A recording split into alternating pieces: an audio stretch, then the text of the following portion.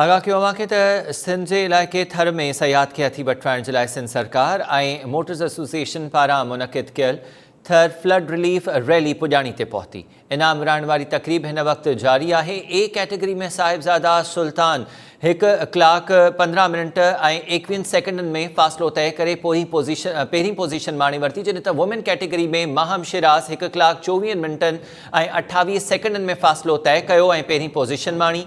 A category में Shiraz Qureshi 2 ऐं Shahryar Khan 3 position हासिल कई। स्टॉक कैटेगरी में बिलाल चौधरी 1 कलाक 15 मिनट 21 सेकंडनि में फ़ासिलो तय करे पहिरीं पोज़ीशन माणे वरिती।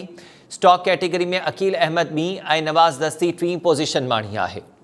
रांदियुनि बाबति वॾे वज़ीर जे सलाहकार अरबाब लुत्फ़ुल्ला इनाम विरहाया। संदसि चवणो त थर में जीप रैली कराइण सां थर जी सयाहत खे हथी मिलंदी। हिन वक़्तु मिठी जी बेनज़ीर कल्चर कॉम्प्लेक्स में इनाम ॾियण जी तक़रीब जारी आहे। सिंध सरकार ऐं मोटर एसोसिएशन पारां मुनक़िद थियल थर फ्लड रिलीफ रैली पुॼाणी ते पहुती।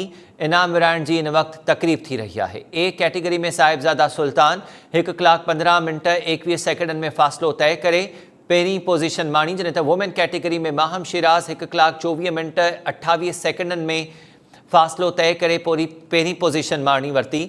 ए कैटेगरी में शिराज़ कुरैशी 2 ऐं शहरियार ख़ान 3 पोज़ीशन हासिल कई। स्टॉक कैटेगरी में बिलाल चौधरी 1 कलाक 15 मिनट 21 सेकंडनि में फ़ासिलो तय करे पहिरीं पोज़ीशन माणे वरिती। स्टॉक कैटेगरी में अकील अहमद 2 नंबर ते ऐं नवाज़ दस्ती 3 नंबर ते आयो।